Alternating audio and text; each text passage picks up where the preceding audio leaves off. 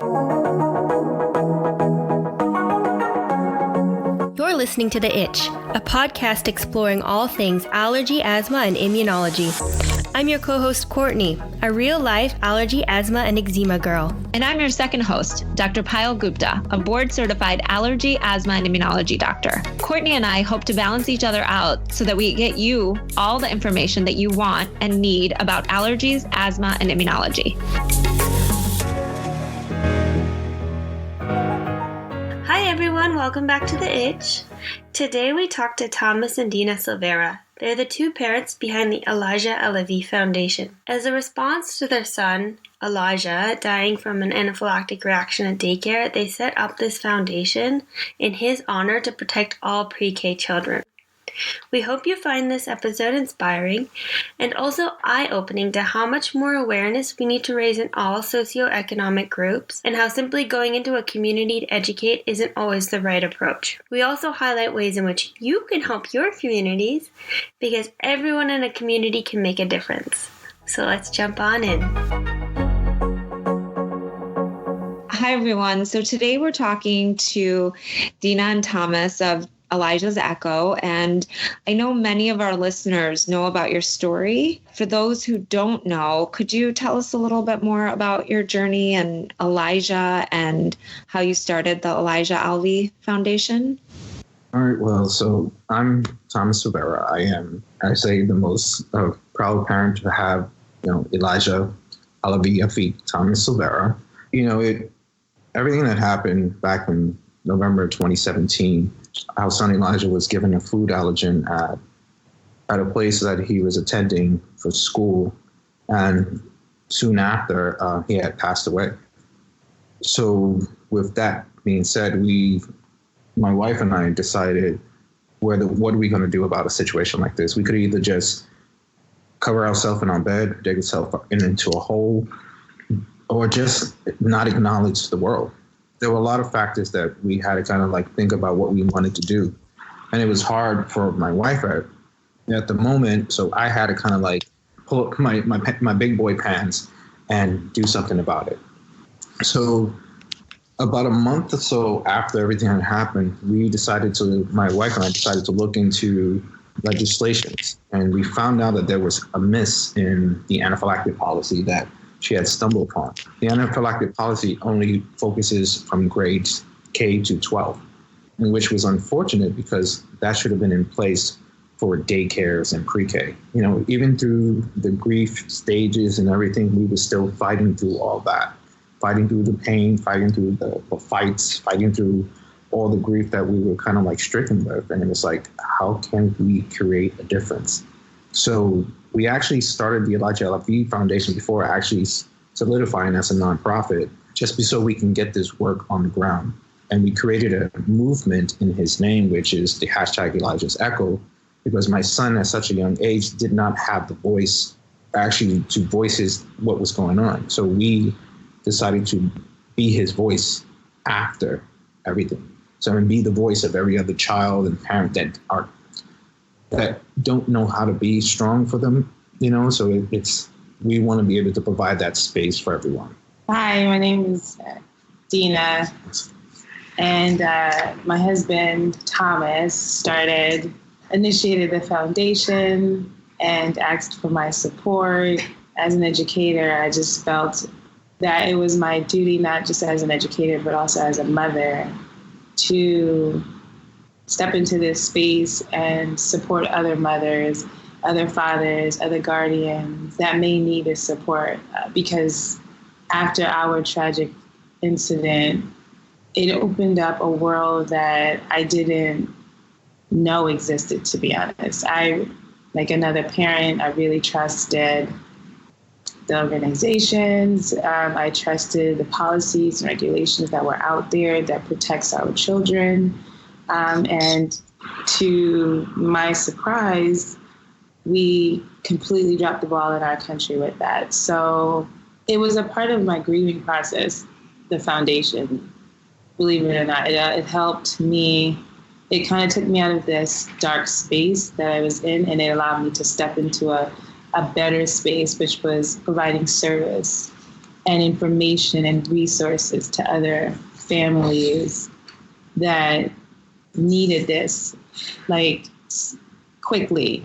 School year was approaching, and I thought about, I don't want this to happen to any other family.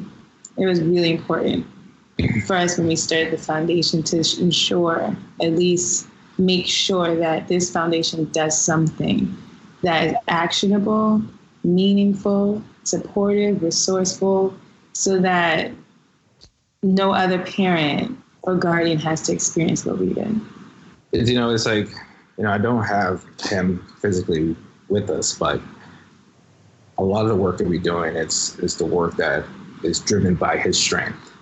And I think that's how we keep moving. There are times that, sometimes I just want to just like give up, but I know I can't. I've set out a mission for my son and also for my other son, Sebastian. So there's no way of letting Elijah down or Sebastian down or my family down. So we have to focus and just grind and make sure this works. I focused a different shift in the direction of what I wanted to do in my career path, because I wanted to go to school to be a PA, but I changed that. So I'm going into public health now. So I'm looking to do my master's in public health next year, because there's a lot of, we talk about the disparities in certain sectors that I want to focus on, and not just like, food allergies and asthma. This, it's on a broader spectrum than that. We really wanted to make sure that when people are looking for questions, we can provide some type of solution or answer, or point them in some type of direct pathway to get some type of answers. And I also wanted to make sure that this was a space where other people are represented, and that it doesn't become this taboo conversation where, other families like ours, when we say, this is something that's in our family, we have food allergies, that it's taken seriously too. And I think representation matters, especially in this space, greatly. Because when you feel represented, you can trust the people that are talking to you. Absolutely. And everything that you guys said is just so important, and something that everybody needs to hear, that sometimes it does take tragedy to open people's eyes. And thank you for being strong enough to do that during such a hard time in your lives. Such an important mission. And I didn't realize that you were changing career paths, Thomas. Yeah, it didn't dawn on me until, I think, probably... Well, that usually happens. Yeah, it didn't dawn on me until maybe early within the year that I need to go into public health. So right now I'm in the end stage of completing my bachelor's in health science and health education, and then going to go into obtaining my master's in public health and epidemiology. So that is my direction. Yeah, he jumped into that after, just, I wouldn't say hitting roadblocks, but trying to start the conversation and realizing, if I educate myself in this space, then, not only would you take, people will take you seriously, but you can also see what's actually going on, what's out there, what information is out there, what, certain information is only privy to certain people when you're actually in that space. So I said to him, go for it, No, it sounds like you guys have an amazing support system within each other. We attribute a lot of our support to family and good friends. You guys, the community has been so helpful, and we're grateful for everyone who's been a part of that. I am. No one has stood behind us or in front of us. Everyone has stood beside us. Yeah. And I mean, that makes all the difference. And this is a really challenging space to be in too, especially when you're different in it. And I'm grateful for everybody's support. Career path change happened because of this. But I want to put myself in a space where I can align myself, where I can focus on, we can focus on the policies, you can focus on the epidemiology, you can focus on whatever it is that I can work strongly in, especially in the public health sector, and focus on health promotion and disparities and all those socio-economical issues. That's where I want to go, because I wasn't raised in the most affluent areas, so I've seen it. I'm an asthmatic, raised in a poor environment. I've seen communities from people developing diabetes, high cholesterol, heart disease, you name it. In these urban and poor communities, this is where the numbers are very high. but the numbers are not giving. They're not reflected in the data. Yeah, they're not reflecting in the data because you have someone who can afford it or whether will go to a doctor and be like, yeah, I'm fine. And it'll be easily dismissed. Even like the medical professionals in certain communities the response time on the physicians speaking with their patient, they're terrible. Quick to turn around the patient to get them out of the room. They're just like, okay, right. And then they let them go without actually focusing on the patient. And that's a big importance that needs to be focused on. And it's important for us to make sure that our foundation has accurate information, updated information, and resources for the community. Like, we're grateful that we can even align ourselves with all the different organizations out there, but we really want to stand in this space, it's particularly for infants and young children, and be their voices. You know, we have a lot of policies and regulations out there that covers older people, and we can fight, you know, we can go to war with these people if we wanted to, but children cannot. They cannot speak for themselves. A child pointing at their throat is not an indication of something wrong. You know, like, we don't know. We have to decode a child's language.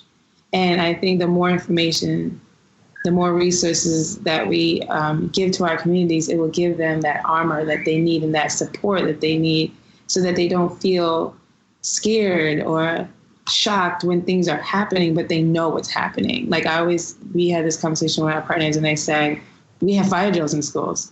When was the last time you heard of fire breaking out into a school, though? There has to be some type of systems in place that protects the most vulnerable. We have to, and as an educator myself, like I said, we are mandated reporters. You know, we take all these certifications. We also need to provide that same type of safety for infants and children. They also deserve a chance to grow up and be children and explore and have fun.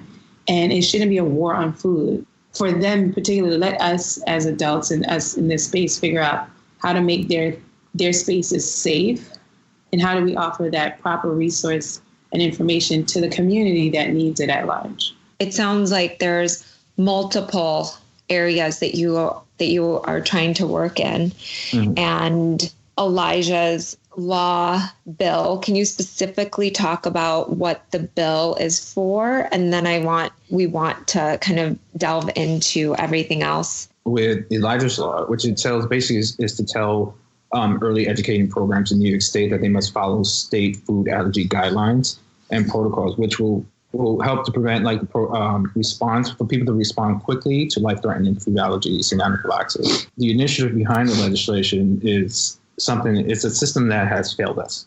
So I think it's something that we really have to focus on. It focuses on training, making sure that the proper readiness programs are put together.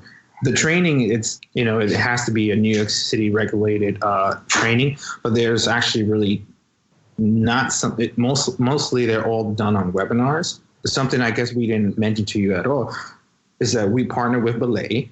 The Elijah-Alavi Foundation partnered with Belay. We actually designed an education curriculum which we will physically go into schools and train them. Not only train them, but also certify the educators and also the school. This is something that has to be done because it's like providing education through a webinar, as you know, some can grab onto it, but the information is not retainable that way.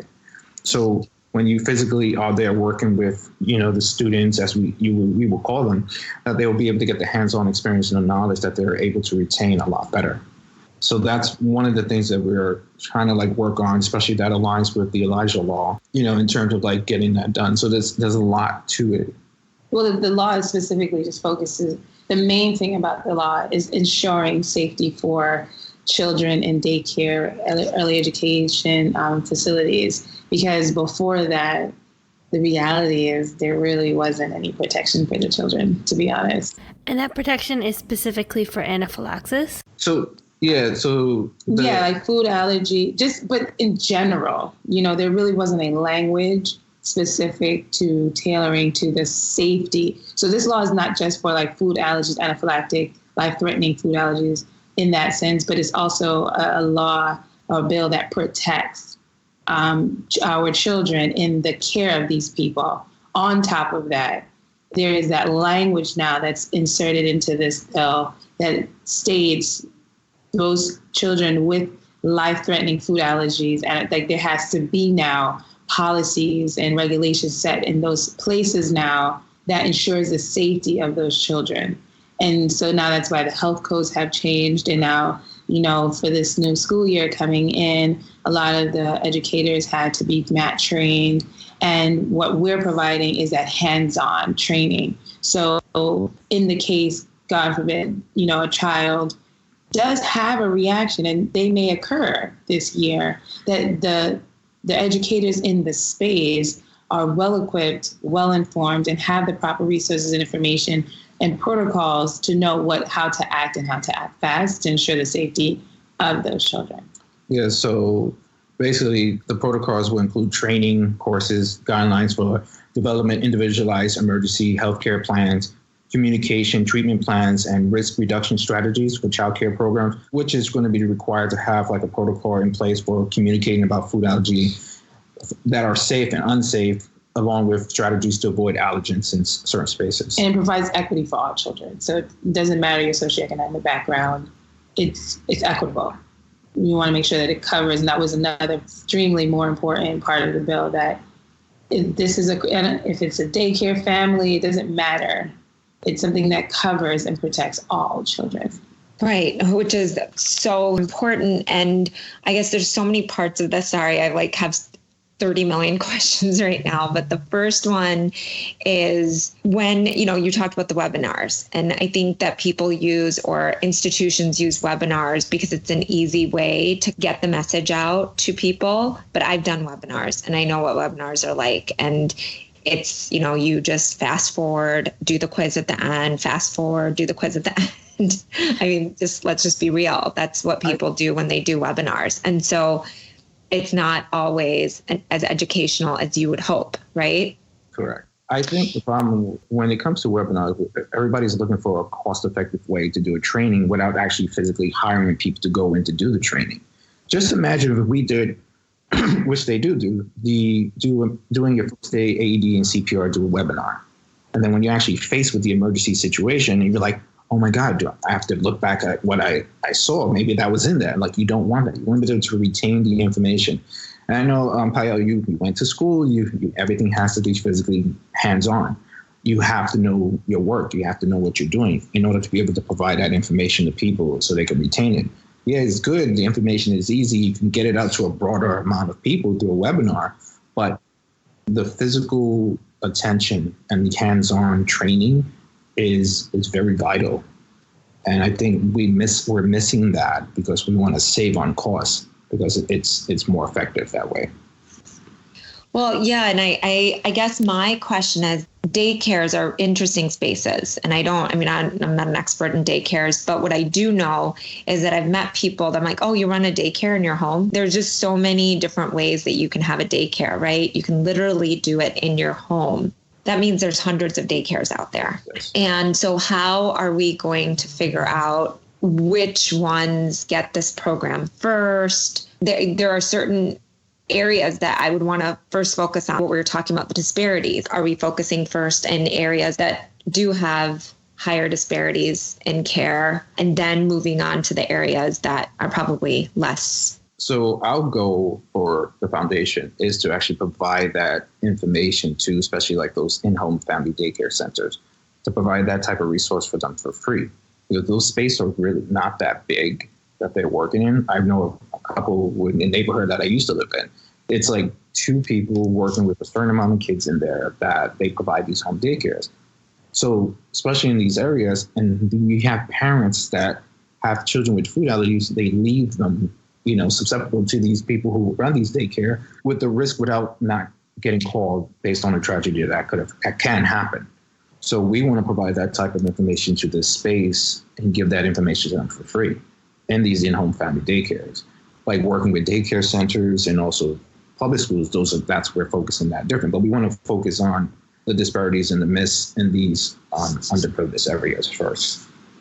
Yeah, and what our partnership allows us to push into the educational spaces, like where people are using their childcare vouchers, for the most part, where they're using government-funded programs, because or as of right now, like majority of people, like they leave their children in the care of those type of places, like early child care programs. And so it's important that we educate those spaces as well. So for myself and our foundation and our partners, that's something that we are paying close attention to, particularly for infants. Just making sure that the educators in that space are confident enough to do something when needed, if needed. And then for the daycare centers, as my husband talked about, we're also paying attention to and looking to push in one by one, even just having like a workshop in a community, because sometimes it can feel a little intrusive, especially home daycares. Correct. There's language barriers, cultural barriers that people do things really differently. Just coming into the community in the space and saying, we're not here to take, hurt, or harm, but we're here to provide, give, and help. Also aligning ourselves with someone in the community that reflects the community and the culture so that they feel confident and they can trust us being in that space, because we're not saviors. We're literally here just to plant the seeds that we know that can grow into something beautiful later.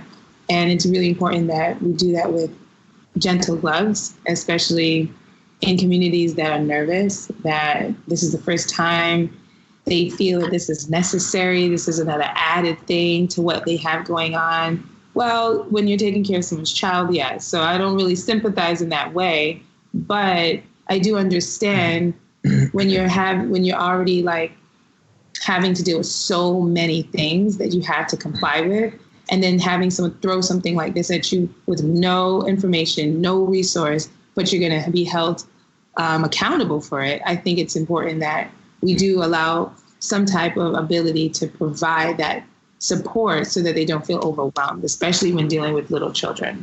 We, as parents, as you know, we bring our children to these educators because we want these people to actually take on what we do. So if we're a food allergy parent or a parent that has a child with disability, or just a parent, we want them to provide that same care we will. So when we drop our kids off at a daycare center or at a regular public school, we're hoping that they take care of the child as we would. And some like that doesn't happen, as we know, in situations. So we need to continue with the education and the advocacies in these space so they'll be able to provide the same care as we do. As a vigilant person in food allergy space, we want them to go and give that same care back. So if you know about food allergies, if you notice that you gave a child something that can contain an allergen, you know immediately what to do. That means that you would have been acting in the likes as the parent, not as just someone who's just there to watch your child. That's not what we want. We want them to take on the same role as we would as a parent. And that's why we want to give back to the community as well, providing this space as well, working on bringing some community advocacy to these areas, focus on the daycare centers and public schools. So, it's a lot of work. In due time, we're willing to scale that. You guys are awesome.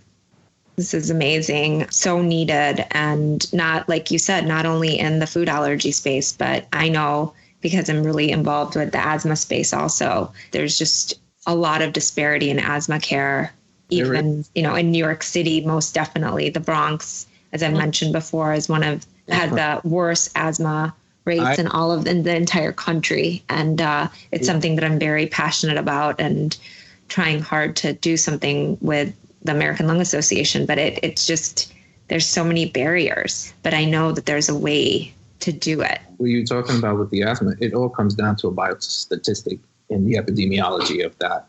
So it's like, even though asthma, I remember growing up with asthma, that people will look at asthma as if it was a contagious disease. And I was maybe in first grade.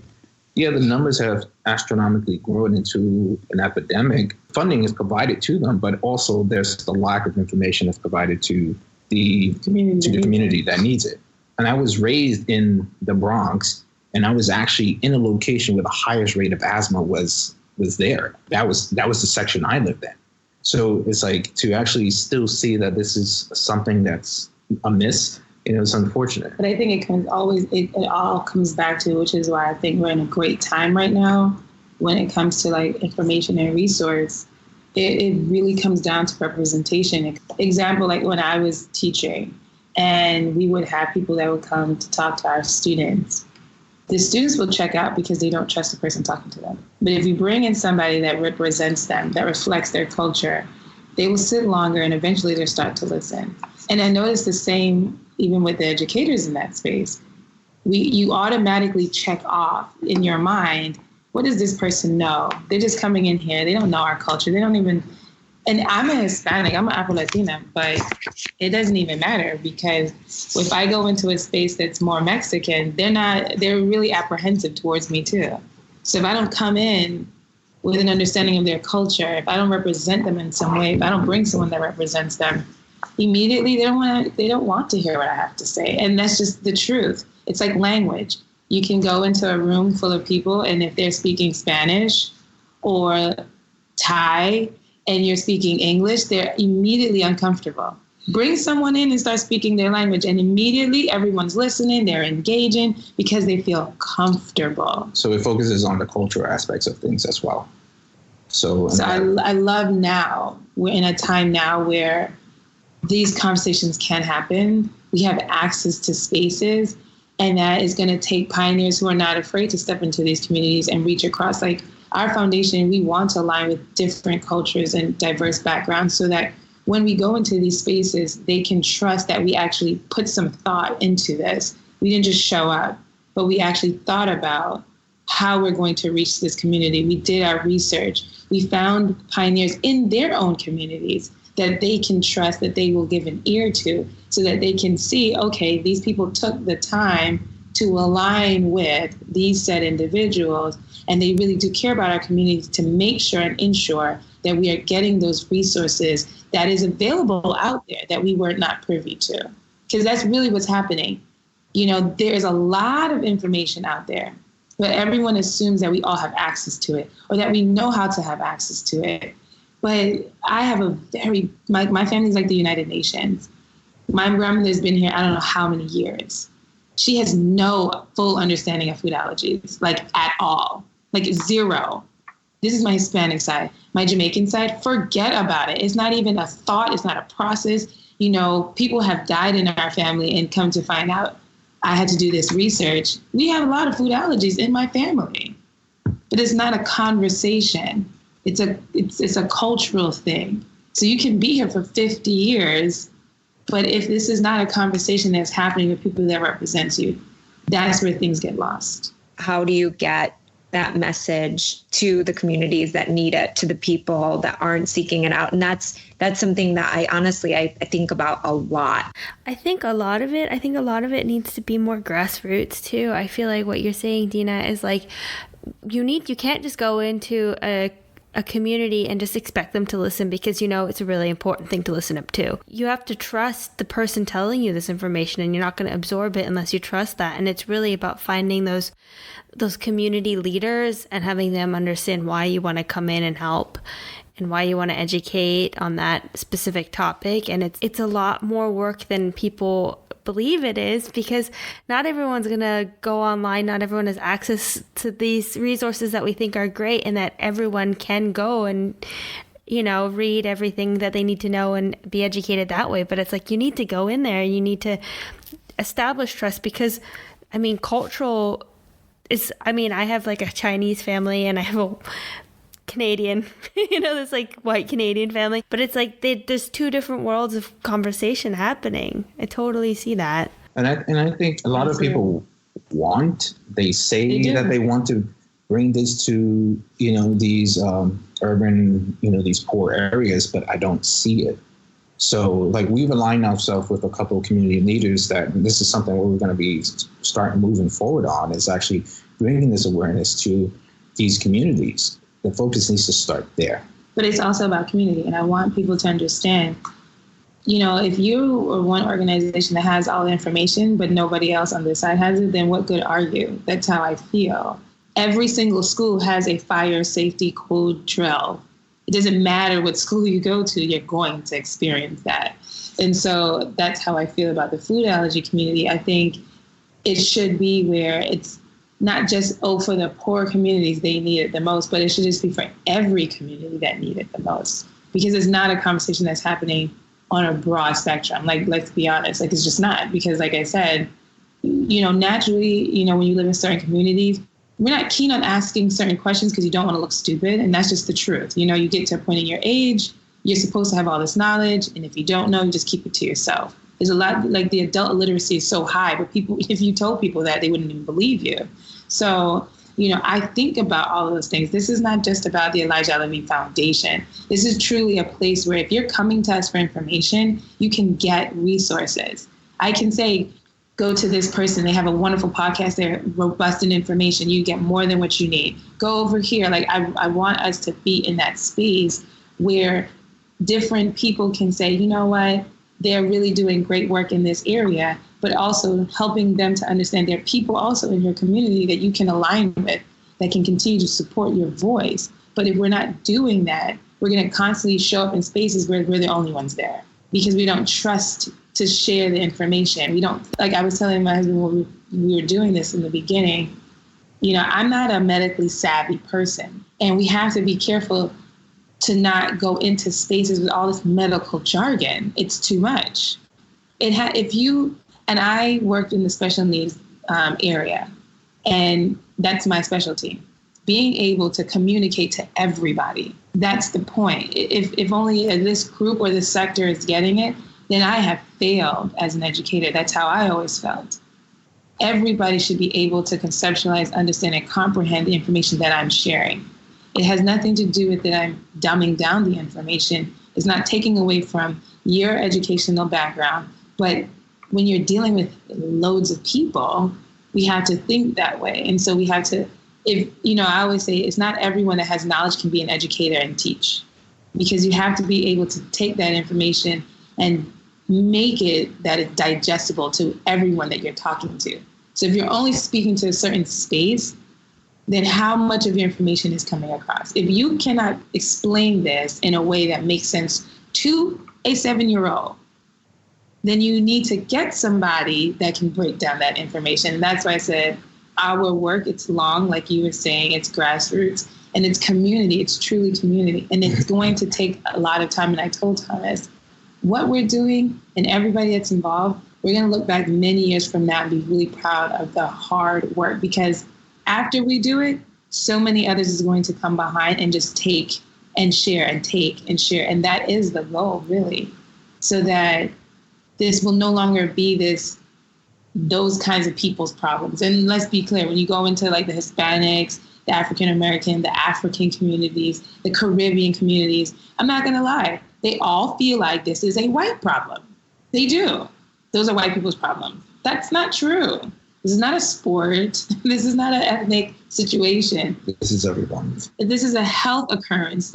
No one says, if you get your foot chopped off, that only happens to Black people. Like, it's not true. So it's also changing the mentality of how we're thinking about what affects a people.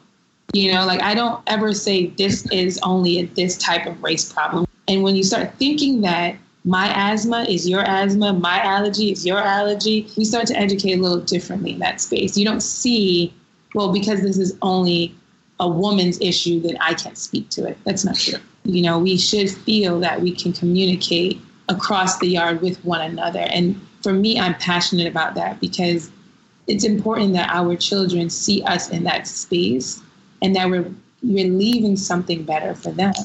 How do you think people can help? Wow. So that, again, it focuses on you actually taking that first step and that initiative to create the change. Get involved with their community leaders, like we discussed. You can get someone, it doesn't matter where you are or where you're from. Focuses on those communities that need this. Go to the local clinics or the hospitals and talk about bringing this community awareness work. Talk about health promotion. Talk about working in these sectors and bringing these to not just to do a community outreach on one day after every 3 months you do it. Focusing on bringing this, just continue bringing it. It's going to take money, but if you can have people create volunteers and do grassrooting, you can get this information to the spaces that are needed.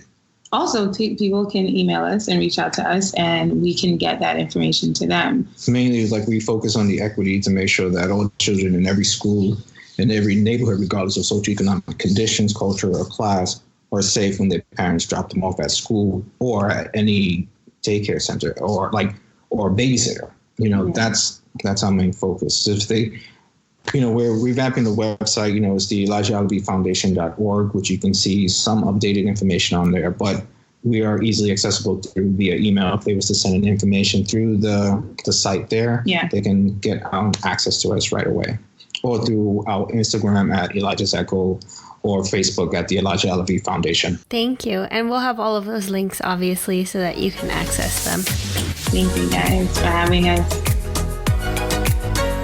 Thank you for listening to today's episode. Remember that all information you hear today is for informational purposes only and are not intended to serve as a substitute for the consultation, diagnosis, and/or medical treatment of a qualified physician or healthcare provider. And also, don't forget to subscribe to our podcast. And if you have a second, help spread the word by rating our podcast and sharing with your friends and family who might also be interested in learning more about allergies, asthma, and immunology.